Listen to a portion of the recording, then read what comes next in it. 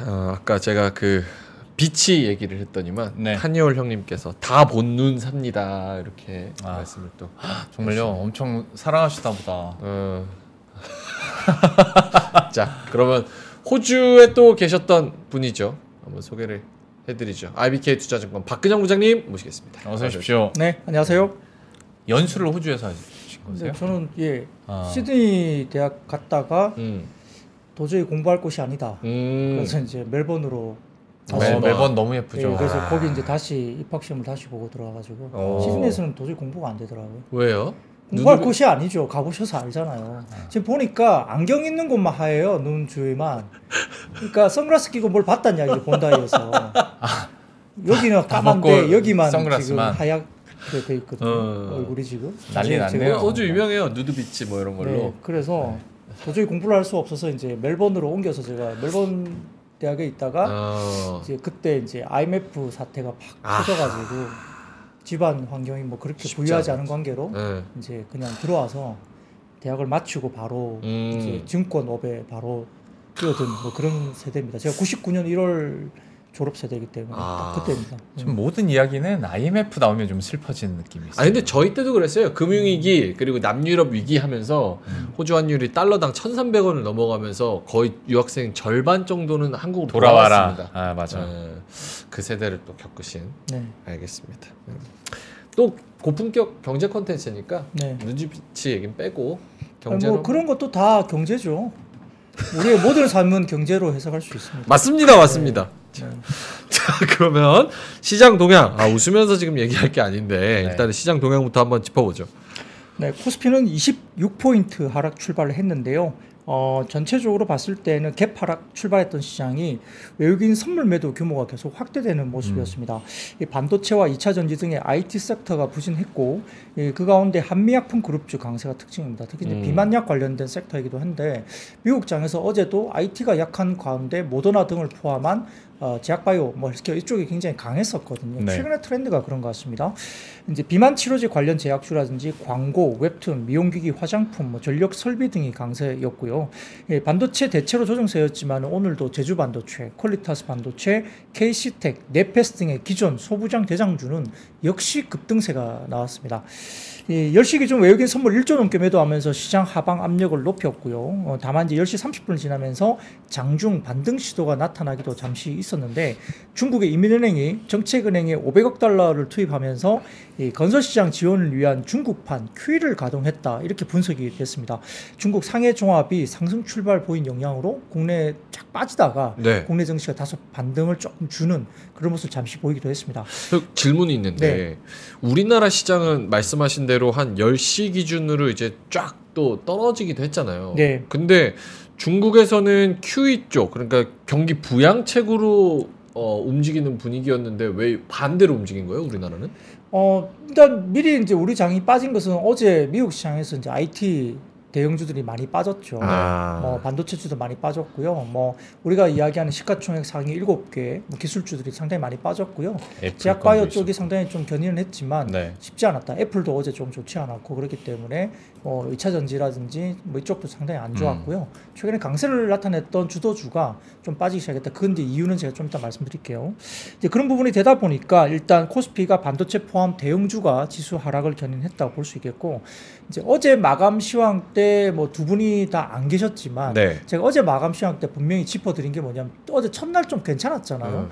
어제 뭐 제약바이오도 좋았고 반도체 소부장 굉장히 좋았는데 제가 어제 마감 시황 하면서 약간 괴리감이 있다. 기대감과 현실의 괴리감이 있기 때문에 좀 경계를 했으면 좋겠다. 좀 불안하다 말씀을 계속 드렸었거든요.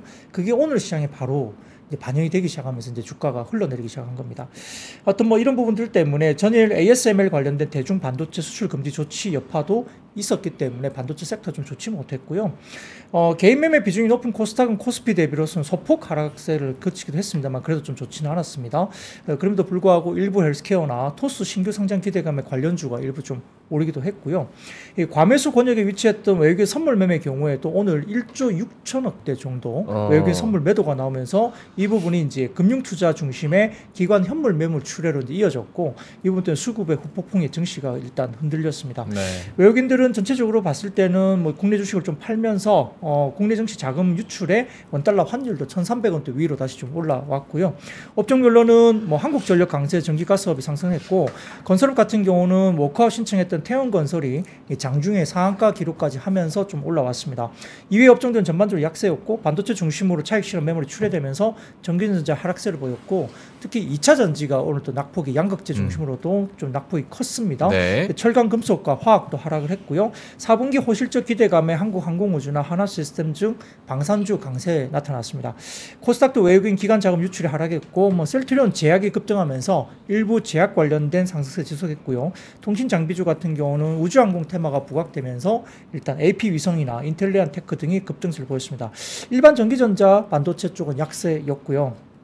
전반적으로 이런 부분들이 있는데 오늘 같은 경우는 이제 12월 ISM 제조업 지수가 일단 예상이 되고 있고 그 다음에 11월 구인 건수도 예상이 나옵니다. 이런 부분들이 다소 좀 실적이 좋은 지표가 나오면은 또 금리 인하 기대감이 또 후퇴할 수 있고 또 너무 또 안 좋게 나오면 안 좋은 대로 경기 불안 심리를 자극시킬 수 있어서 일단은 어떻게 나오더라도 일단 굉장히 좋게 보지는 좀 못할 것 같다. 이런 부분이 좀 우리가 약간의 불안 심리를 가지고 있는 상황입니다.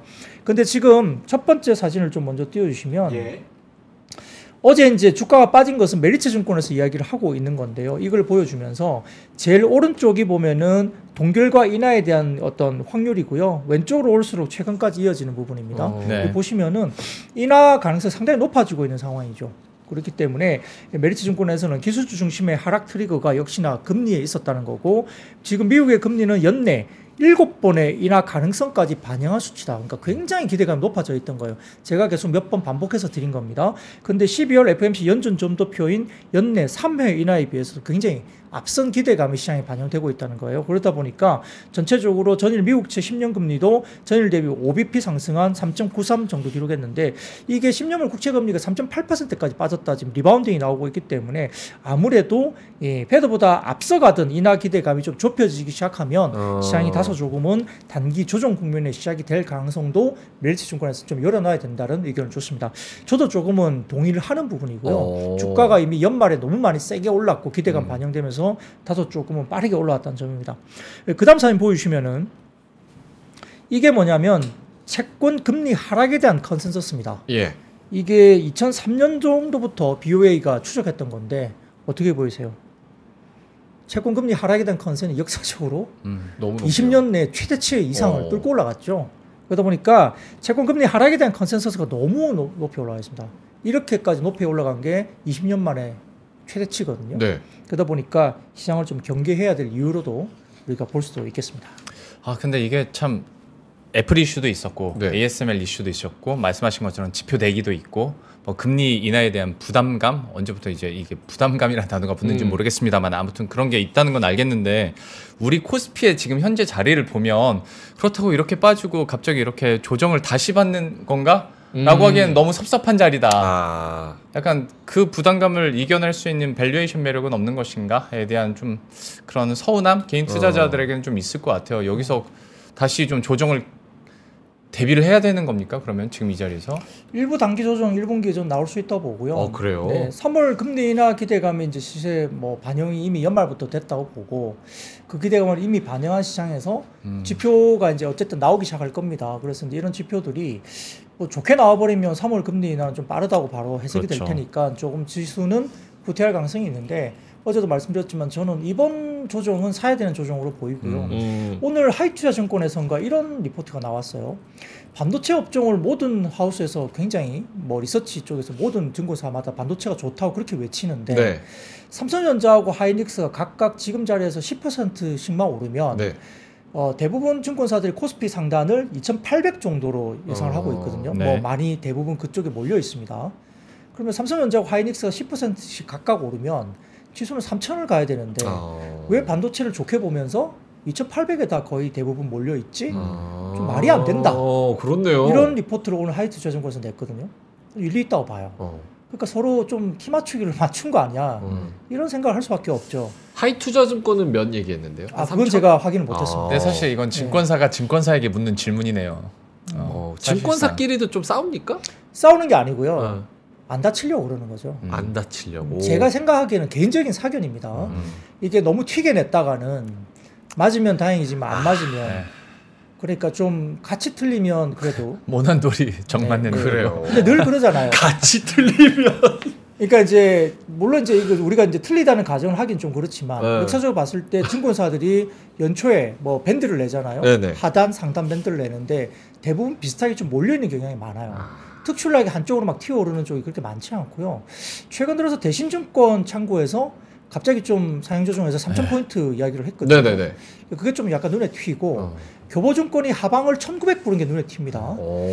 그래서 지금 자리에서 이제 어쨌든 튀는 자리가 이제 아래 위로 한 개씩 있는데 대부분 보면 그렇게까지는 튀지 않고 상방이 한 뭐 2,800 뭐 이 정도 언저리로 보고 있거든요.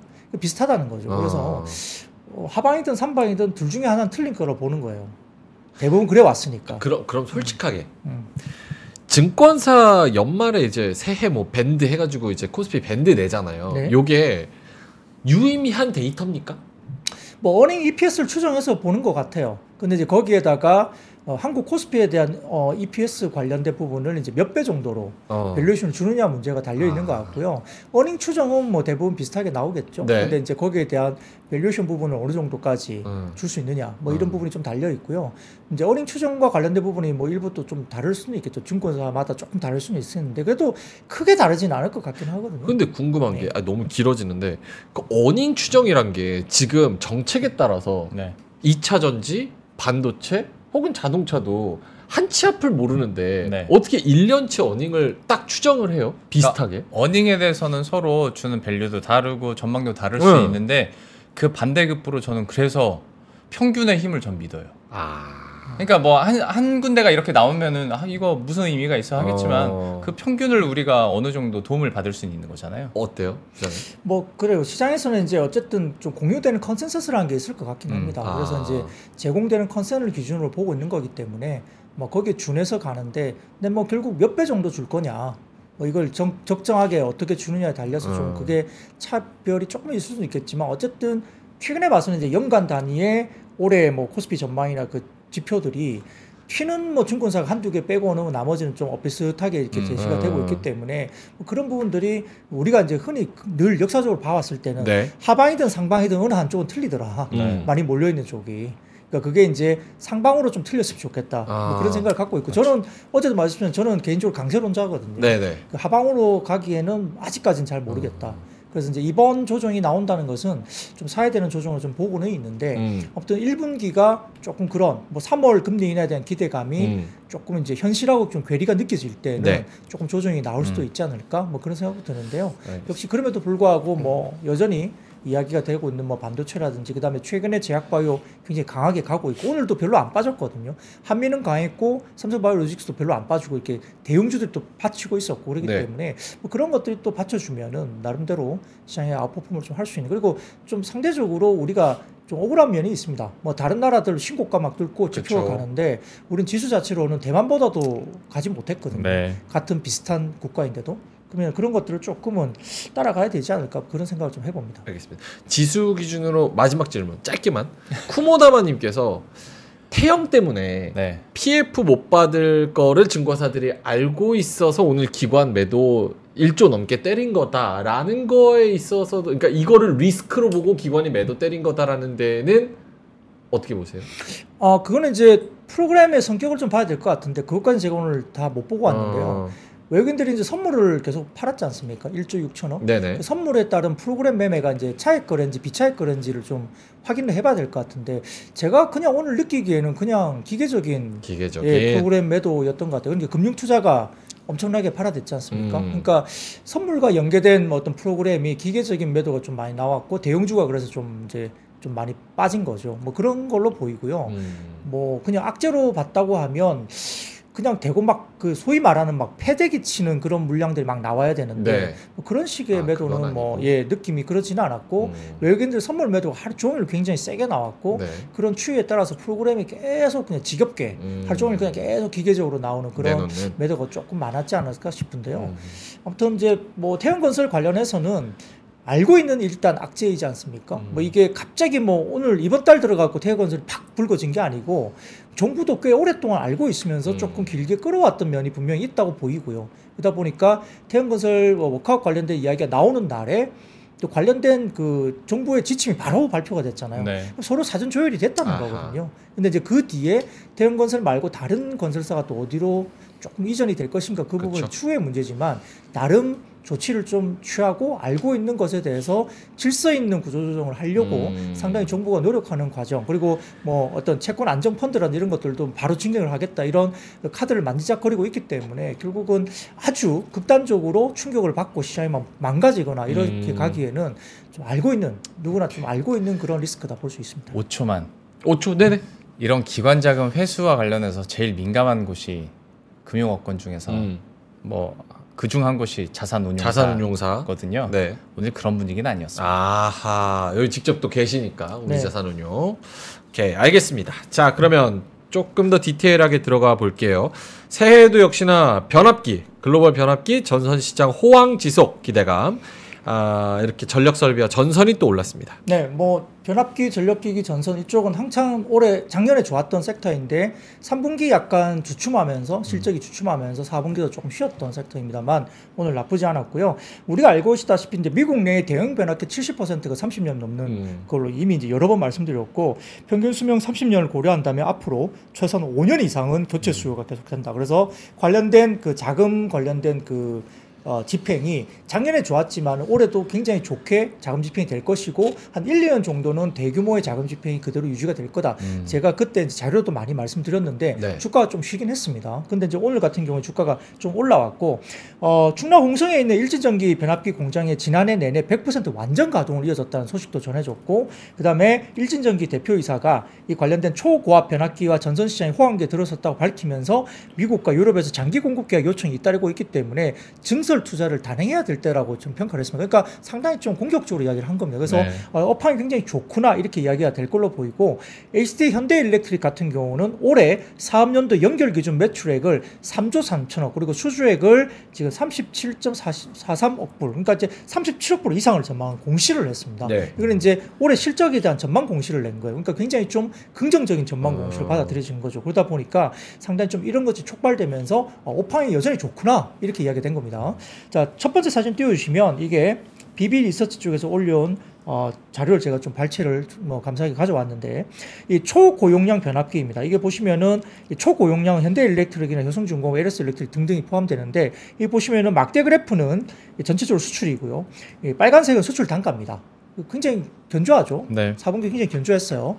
그 다음 사진 보시면은 소형 변압기입니다. 이 재룡전기 등을 포함한 건데 네. 이것도 매출 구조가 상당히 막대 그래프도 견조하고 그 다음에 빨간색 수출 단가도 상당히 상단에서 견조하게 이야기 됩니다. 그러니까 이런 지표가 나오고 있기 때문에 변압기도 사실은 좀 조정을 많이 받았다고 하면 올해 역시 한 번 더 지켜볼 필요가 있는 섹터가 아닐까 그런 생각도 들고요. 네. 아무튼 아까 말씀드렸던 그 HD 현대일렉트릭과 관련된 부분에서 일단 가이던스를 상당히 좀 좋게 공격적인 가이던스를 내놨던 것이 업황에 오늘 관련된 긍정적인 분석이 되면서 주가들이 움직였다 볼 수 있습니다. 알겠습니다. 변압기 흐름 좋았고요. 다음은 네이버 치지직. 요 열풍에 기사도 많이 나오고 네. 이런 수혜 기대감 지속 등의 광고, 웹툰 이런 것들이 올랐습니다. 네, 뭐 사실 광고 시장이 작년 상반기 굉장히 안 좋았었는데 작년 하반기부터 광고 시장이 조금 살아나기 시작했고요.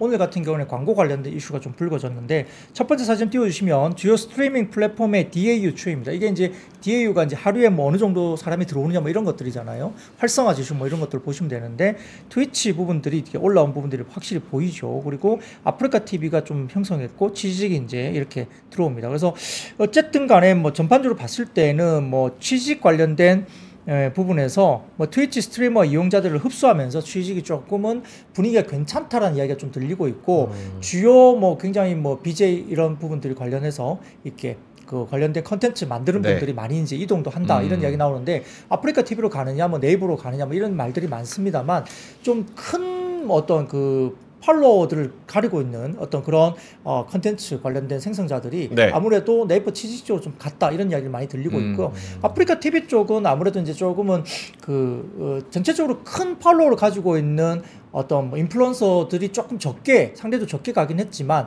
이렇게 뭐 활성자나 여러 가지 봤을 때는 좀 뭐라 그럴까 여성 BJ 이런 분들이 좀 이제 좀 많이 또 옮겼다 아프리카 TV로 그쪽은 아무래도 별풍선이나 이런 것들 상당히 많이 쐈던 쪽이기 때문에 수익성 국면에서는 좀 나쁘지 않다는 부분에서는 네이버보다는 아프리카 TV 쪽의 주가 움직임들이 조금 더 활발하게 움직이는 부분도 있습니다. 그렇지만 아무튼 간에 이야기 드리면 트위치와 아프리카 TV의 월간 활성 이용자 수가 200만 명인 정도를 가름한다면 아마 취익도 베타 서비스 기간 적어도 MAU를 100만 명 넘게 확보할 것이 전망이 되면서 이와 관련된 광고 비즈니스가 또 네이버 쪽을 통해서 여러 가지 부분들이 좀 활성화될 수 있다. 기대감이 있으면서 MBT, 모비데이즈, 지오소프트, EM넷, YG버즈 등의 광고 테마주들이 주권들이 좋았습니다.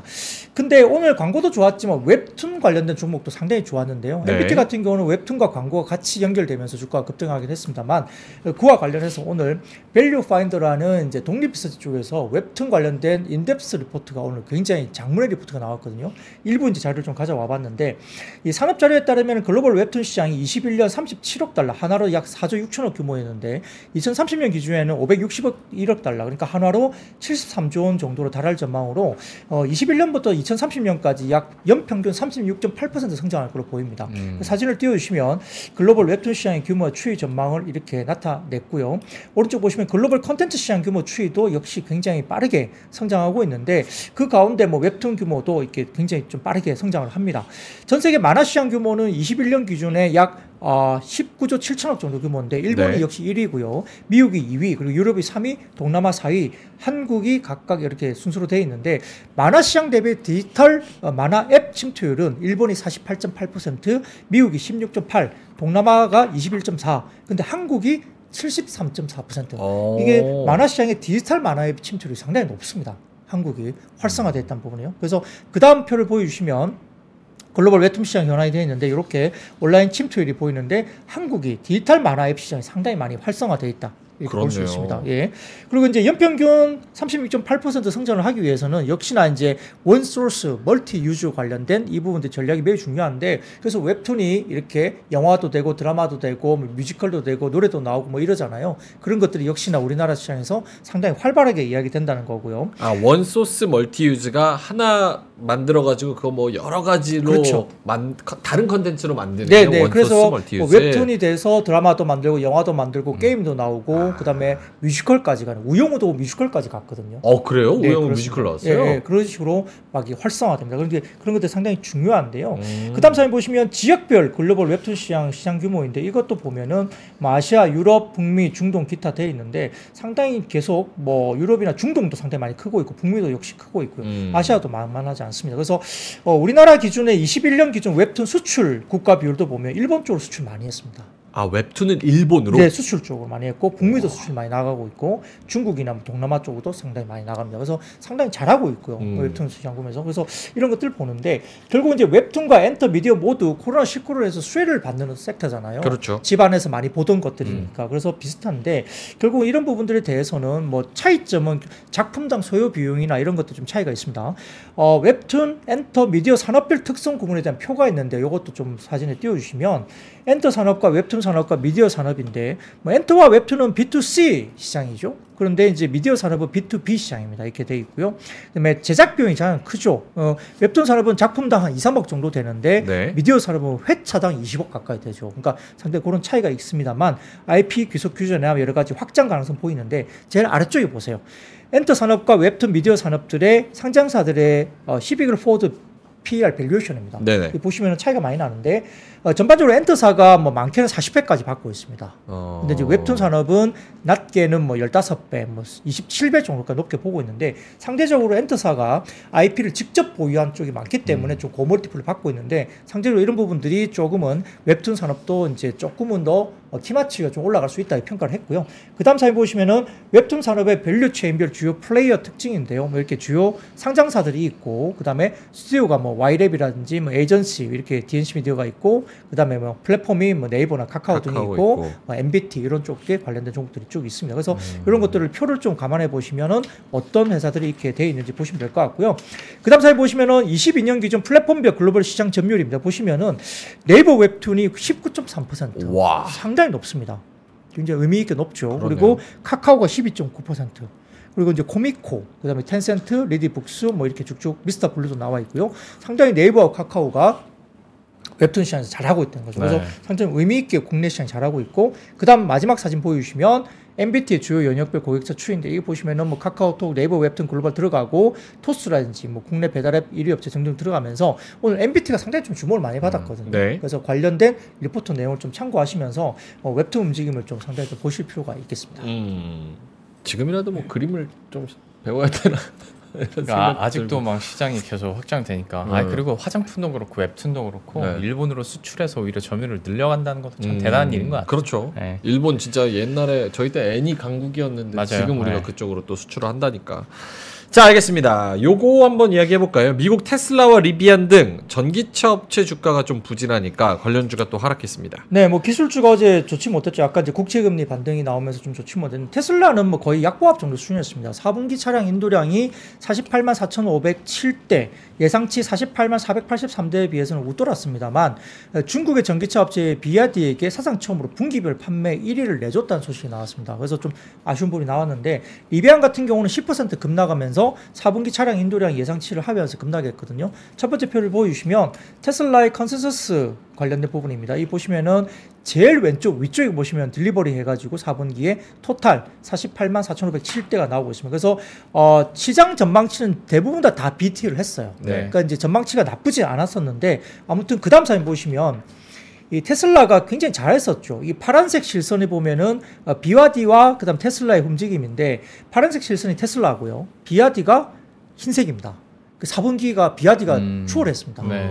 그러니까 잘 팔고 있는 겁니다. 그래서 중국 업체의 판매량이 확실히 좀 많이 치고 올라온 게 분명히 보인다는 거고요. 물론 이제 대륙별로 보면 테슬라가 여전히 굉장히 잘하고 있어요. 잘하고 있는데 어쨌든 BYD의 약진이 보였다는 겁니다. 그래서 이렇게 보이지만 그럼에도 불구하고 테슬라가 ASP가 훨씬 높고요. 그 다음에 전반적으로 수익성은 훨씬 더 BYD 대비 테슬라가 높게 나오고 있습니다. 이런 부분을 보는데 그 다음에 이제 우리가 말하고 있는 게 이제 IRA 관련된 부분에서 보조금 혜택을 받는 전기차 차종이 19종으로 기존의 43종에서 대폭 줄어들었다, 이게 나오고 있지 않습니까? 네. 사진을 좀 띄워주시면 그게 나옵니다. 이게 이제 뭐 자세히는 안 보실 수 있는데 일단 뭐 가져오다 보니까 이렇게 보이는데요. 네. 이렇게 19종이 들어갑니다. 그래서 기존에 43개 정도의 차종에서 19종으로 대폭 줄어들었습니다. 그러니까 아무래도 그렇게 되면 어떻게 되죠? 수요가 조금 위축될 수 있잖아요. 이렇게 보조금을 좀 안 받게 되는 차종이 그렇죠. 많아지니까 조금 이렇게 위축이 될 수 있다, 이렇게 볼 수가 있습니다. 이런 부분들이 2차 전지에 조금 좋지 못했는데, 하나투자증권에서 리포트를 냈는데요. 첫 번째 사진을 좀 띄워주세요. 이게 하나투자증권의 자료에서 갖고 온 건데, 네. 지역별 BEV 판매량 YY 성장률인데 보시면은 중국 쪽이 붉은색인데 살짝 뭐 플랫하고요. 그 다음에 검은색이 뭐냐면 유럽입니다. 유럽 역성장이 들어갔습니다. 유럽 쪽이 별로 안 좋거든요. 그리고 미국 쪽은 그래도 조금 상대적으로 견조한 편이 있습니다. 근데 특히 이제 독일 시장이 제일 안 좋거든요.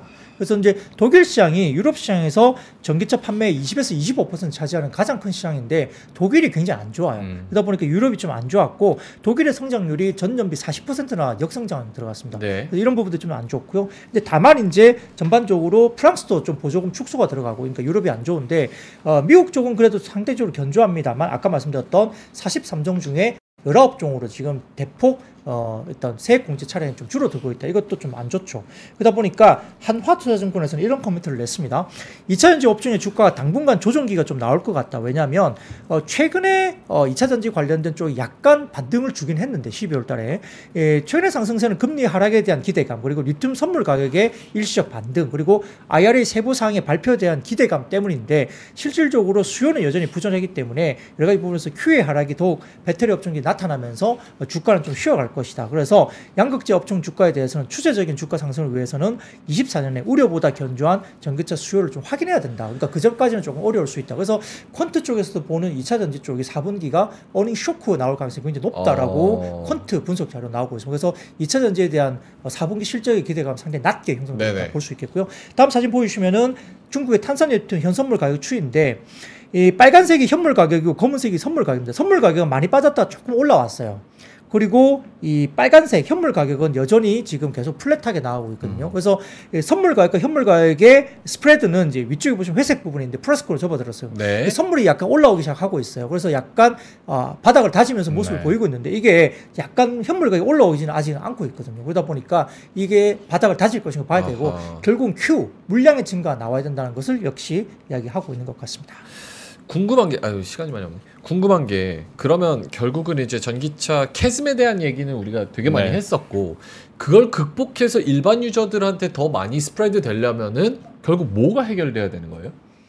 가격이 내연기관차하고 크게 차이가 안 나면서 내연기관을 사느니 전기차를 사야 되겠다. 그렇게 가야 되는 거죠. 그러려면 배터리 가격은 떨어져야 되는 거죠.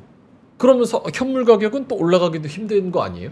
뭐 그럴 수도 있고요. 뭐 하향 안정화되면 어쨌든 수요자 입장에서는 좋은데 수요를 지금 어쨌든 얼리 어댑트는 지금 많이 거의 샀고 보조금 없이는 당장 빡 사기가 그렇게 수요가 폭발적이지 않을 정도까지 와서 그래서 이제 캐즘 이야기가 나오는 거잖아요. 그러니까 캐즘 단계를 뛰어넘으려면 아까 말했던 패리티, 그러니까 이제 전기차와 내연기관 사이의 가격 차이가 패리티가 줄어드는 시점이 오면서 수요가 이제 완연하게 회복되겠죠. 뭐 그 시점이 올 때 이제 결국은 Q의 증가가 나오고 그러려면 아무래도 이제 배터리 가격은 좀 빠지는 게 맞겠죠. 어느 정도 빠져줘야만이 그게 가능할 수도 있겠습니다. 그게 참 어렵네요. 그러니까 거기에 대한 그 가격 떨어지는 거에 대한 우려가 그래서 있는 거잖아요. 그렇죠. 근데 사실 이제 14%예요. 전기차 점유율이.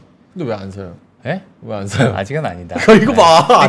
그러니까 그 이후로 워낙 위로 더 수요는 많이 있다. 대기 수요는 많이 있다. 이 구간만 넘어가면 그러면 가격이 떨어지는 거를 충분히 만회할 수 있는 시장은 있는데 그게 언젠지를 모르는 거죠.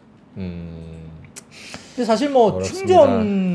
충전 인프라 그게 더 중요할 것 같아요. 뭐 가격도 가격이지만 충전 인프라가 좀 또 충분해져야. 그러니까 제가 호주도 지금 갔다 왔다 그랬는데 호주는 전기차가 거의 없어요. 미국이랑 약간 좀 비슷한 점유율인 것 같아요. 제가 통계는 확인 안 해봤지만 물어보니까 결국은 정부가 인프라 투자를 안 한다는 거예요. 보조금, 인프라 투자 아직 뭐 우리가 할 필요가 없다. 뭐 호주는 막 인구가 막 많은 것도 아니고 차가 많은 것도 아니니까. 그래서 결국은 이제 정부가 나와서 더 지원을 해줄 때 캐즘을 넘느냐 못 넘느냐 그 포인트에 지금 갈림길에 서 있는 것 같은데 이게 결국은 배터리 가격이 떨어져야 되는 거니까. 그렇죠. 뭐 전기차 뭐 8천만 원 막 이러면 사실 손이 뭐 보조금 안 나오면 언뜻 손이 안 나가잖아요. 뭐 4천만 원 뭐 이 정도 나오면 뭐 기존에 우리가 뭐 예를 들어서 내연기관차 중에 우리가 뭐 예를 들어 뭐 그랜저라는 차종을 봤을 때 한 3, 4천만 원 정도의 전기차면 한번 사볼 만하다 생각이 들겠죠. 오케이. 요거는 계속 좀 지켜봐야 되는 이슈고 한 1분 남았는데 요거 애플하고 아이폰 이슈 어떻게 조금만 다룰까요? 그것만 일단 해보죠. 짧게만 가보죠. 짧게 가겠습니다. 자, 사진을 띄워주시면 이제 애플 관련된 바클레이즈의 투자 의견을 중립에서 매도에 해당하는 비중 축소로 하향 조정했습니다. 근데 좀 재밌는 것은 목표 주가를 기존에 161달러에서 160달러로 하향 조정했거든요. 1달러? 네, 1달러 하향 조정했습니다. 근데 이제 그게 왜 문제냐면 금요일 종가 대비로는 17% 낮은 가격이에요. 그러니까 이제 1달러 하향 조정하긴 했지만은 뭐 1달러 하향 조정이 무슨 의미가 있냐 하지만 종가 기준보다 더 낮은 가격이기 때문에 사실 매도 의견이잖아요. 그래서 바클레이즈가 그려냈고 그 다음 사진 보시면 이제 애플의 관련된 EPS 관련된 뭐 추정치가 이제 컨센서스가 바뀐 건데 사실 수치로 놓고 보면 기존의 컨센하고 크게 차이는 없어요. 이게 뭐 보면 숫자로 보면 올드하고 뉴가 있는데 예전에 자기네들이 추정했던 거하고 뉴는 새로운 컨센서스거든요. 그렇게 많이 차이는 없거든요. 근데 이제 뭐 아까 목표 주가도 160달러에서 160달러 하향 조정했는데 큰 의미가 있나 싶습니다. 근데 이제 기본적으로 160달러 하향 조정 자체가 이제 종가 대비 낮은 숫자니까 매도 의견이겠죠. 그 다음 사진 보시면은 지금 글로벌 PC하고 그 다음에 애플에 관련된 하드웨어 그 다음에 핸드셋 관련된 부분에서 이제 약간 조금 주춤한 분위기로 가고 있죠. 이런 부분들을 이제 반영을 하고 있는데, 근데 이제 오늘 삼성증권에서는 크게 걱정하지 말자. 뭐 결국은 이제 애플 걱정은 뭐 왜 하냐 뭐 이런 이야기를 했는데요. 이제 약간의 어떤 부짐이 있긴 있겠지만은 그리고 좀 괴리가 좀 있다. 그래서 실질적으로 수요는 결국 애플도 AI 쪽이 좀 늦잖아요.